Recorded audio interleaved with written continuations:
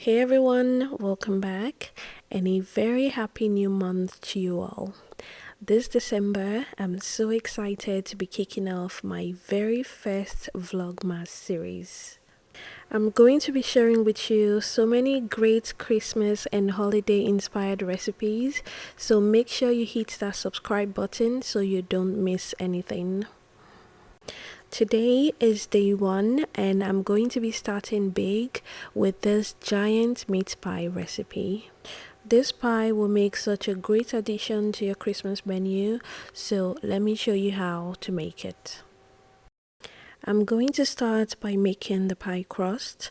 To do this, you'll need 5 ingredients, and that is flour, salt, butter, water, and baking powder. I'll start by cutting the butter into smaller cubes. And you want to use cold butter for this to get a flakier crust. I'll explain better as we move along.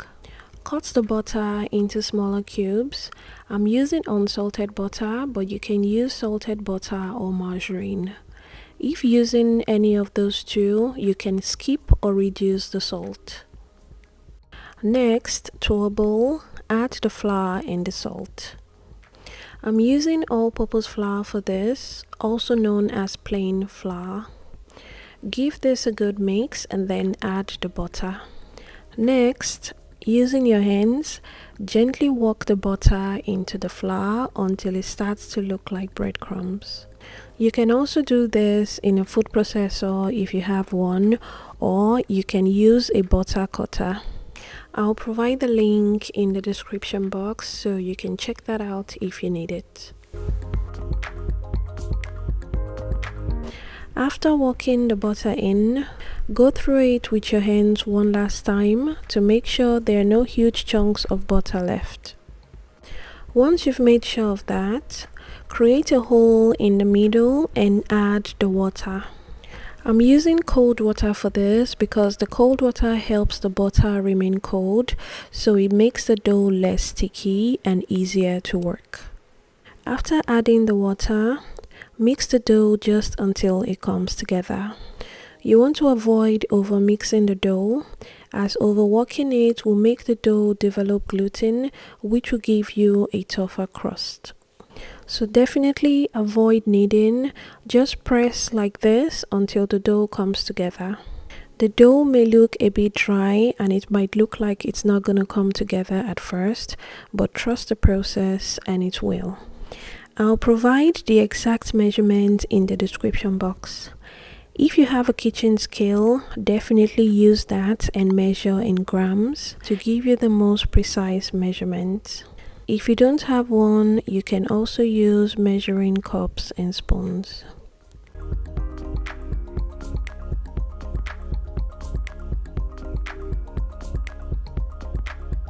Once the dough comes together, take it out and divide in two.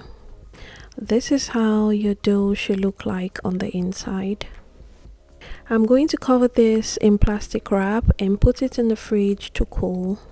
This step is optional but recommended, as refrigerating the dough will keep the butter solid and it will make the dough much more easier to work with. Also, if you overworked your dough, putting it in the fridge will help relax the gluten. Lastly, chilling or freezing the dough also gives you a very flaky crust. I usually let this cool for about 30 minutes to 1 hour while I prepare the filling. You can also make the pie crust ahead and leave in the fridge for up to 3 days. So that can help save you time, especially during the festive season. And you can also store the pie crust in the freezer for up to 3 months.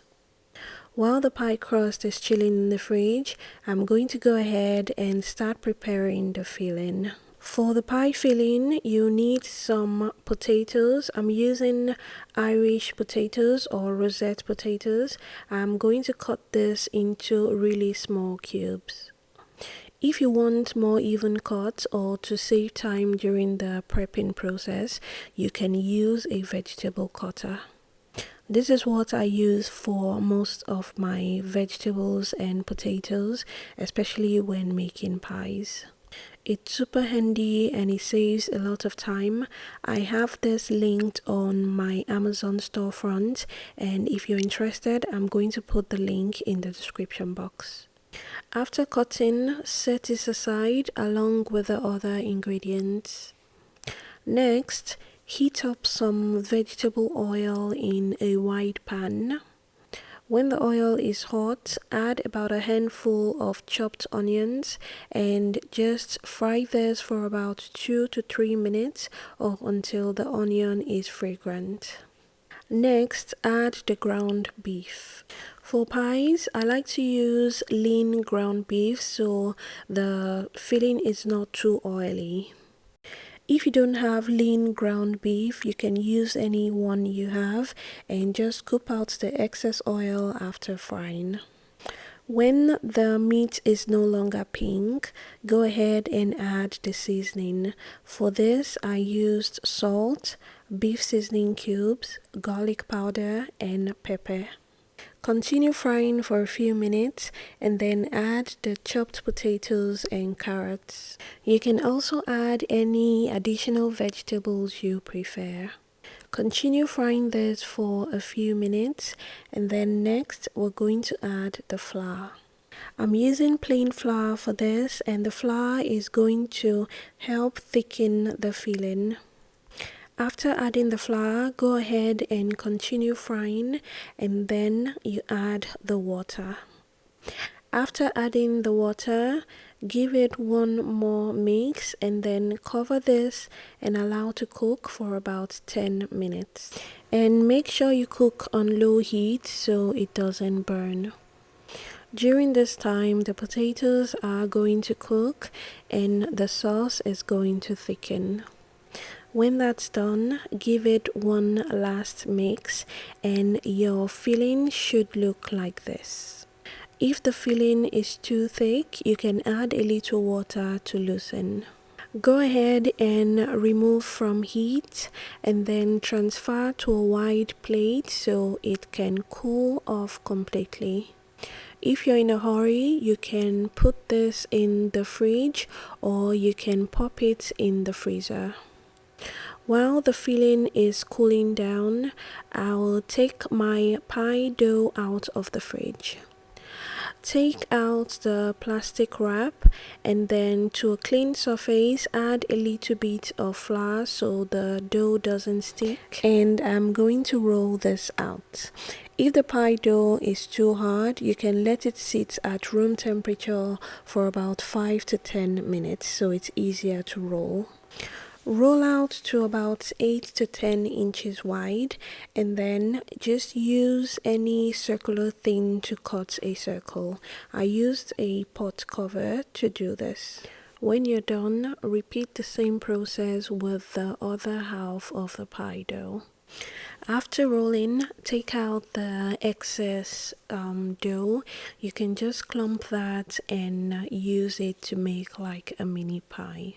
Next, I just rolled out the dough using the rolling pin and then I placed the parchment paper on my work surface before putting the dough back on it. Next, brush egg wash, which is just one beaten egg, on the edge of the pie dough. This is going to help seal the pie so it doesn't burst open when baking.